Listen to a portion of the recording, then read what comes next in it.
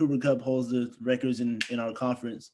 So I mean, I want to break records. I want to do legendary stuff on and off the field.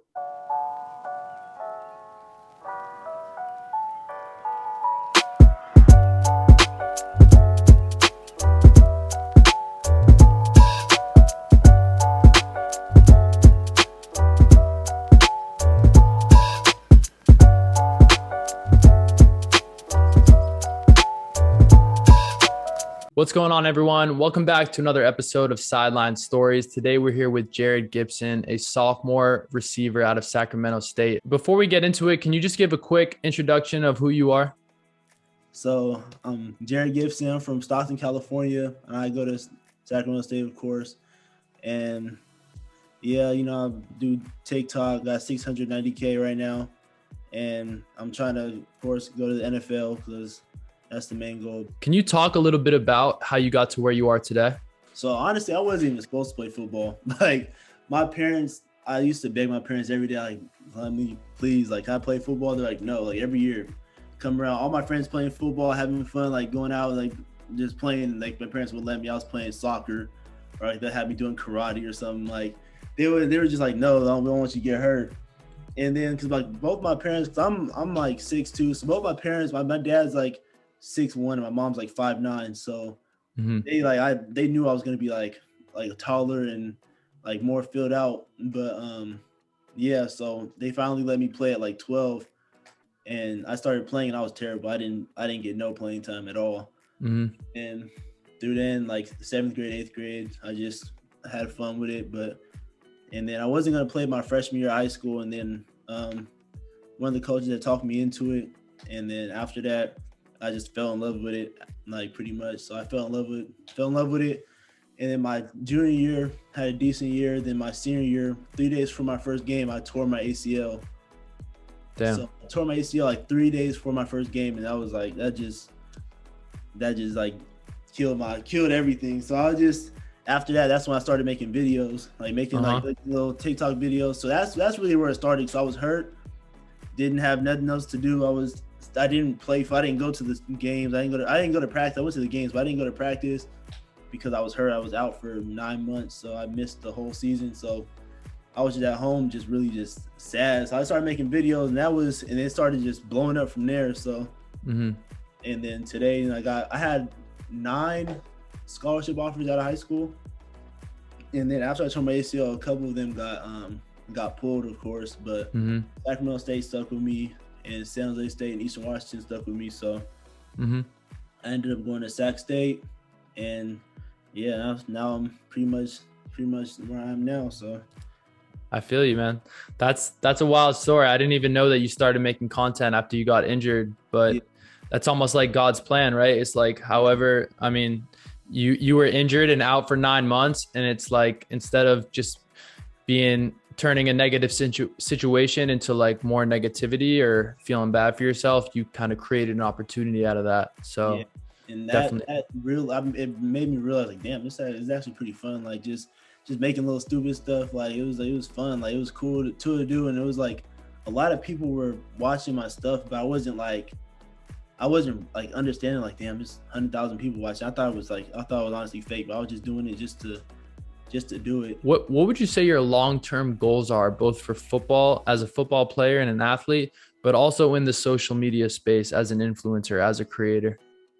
So football, I want to make it to the NFL. I want to do whatever I got to do to get there. That's the main goal. That's what I work for every day.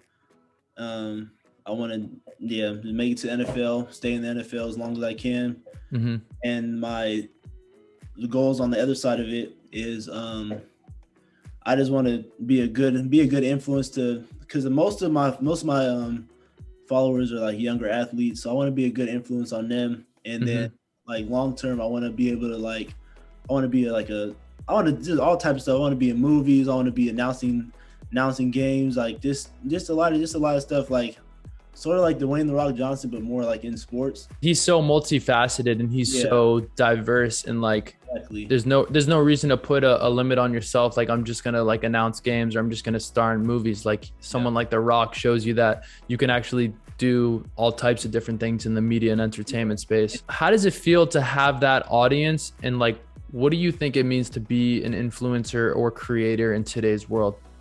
I feel like influencers have a, like, obviously they have an influence, but like they're like a lot of this, like the younger generation like looks up to people like that. And if you use that for negative, it's like what are you doing? But if you use that for positive, and like these kids that are watching my videos, maybe like 20 years down the line, they're gonna be like, hey, I remember that dude, Jay Gibby, I remember him, and he's doing this now. Like it's really cool, honestly, to be able to say that and have that kind of effect on society right now. Kind of going off of that, what's one piece of advice that you would give to your younger self? My younger self, I say just trust the process. Listen to your parents. They know what's best for you, and just know what's best for you, and just know everything's gonna be all right. Who's someone that you look up to the most, and who are your biggest inspirations? I look up to my mom, because at one point in time, my mom was working 3 jobs just to make sure I went to a good school, make sure I was doing everything I had to do. So yeah, I look up to my mom for sure, and my dad. My dad's taught me a lot about life. Mm-hmm. So, but mainly, I really look up to my mom, because she was doing daycare and having daycare kids with 8 kids, and go and do her little balloon business, and then try to just bouncing around job to job to make sure I was straight. So yeah, my mom for sure. I love that, man. And what would you say is next for you? What's next? Obviously this next upcoming season, trying to do some legendary stuff. My goal is to do what I got to do. Of course, get 1,200 yards, but I want to break records, because Cooper Kupp holds the records in our conference. So I mean, I want to break records. I want to do legendary stuff on and off the field. I didn't like put 2 and 2 together. Like Cooper Kupp, he went to Eastern Washington, right? Yeah. And his whole story before was he Super Bowl MVP this year? He was, wasn't he? MVP. So he won the Triple Crown they call it, for like wide receivers, like most yards, most touchdowns, most catches, I think it was. Yeah. So is Cooper Kupp someone that you kind of like personally look up to, and someone that you personally strive to like beat his records, like you were saying? Oh yeah, for sure. Of course I look up to him, because he also had like similar, not a similar story, but like we were at FCS. People normally look down on FCS programs because we're not D1. We're not like the Alabama, we're not Georgia, but we're still a D1 program, and he had to do all kinds of stuff, and they still overlooked him just because he wasn't as fast or as strong, but he was doing all the crazy stuff on the field. But it's just motivation, and someone living proof of someone that's actually done it. So sure, inspiration. That's awesome.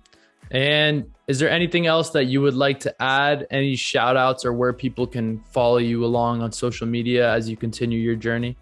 Oh yeah, just all my social media, YouTube, Twitch, Instagram, all that, TikTok, just Jay Gippy, just JayGippy. So if you guys want to follow me there, check me out, look at my stuff, and hopefully you guys like it. For sure. Jared, thank you for taking the time today, man. It was great to talk to you and get to know a little bit more about your story. I appreciate it. I know you're going to crush it next year on the field and off the field. So good luck, but we know you won't need it because you're crushing it, man. Yes, sir. Thank you for having me.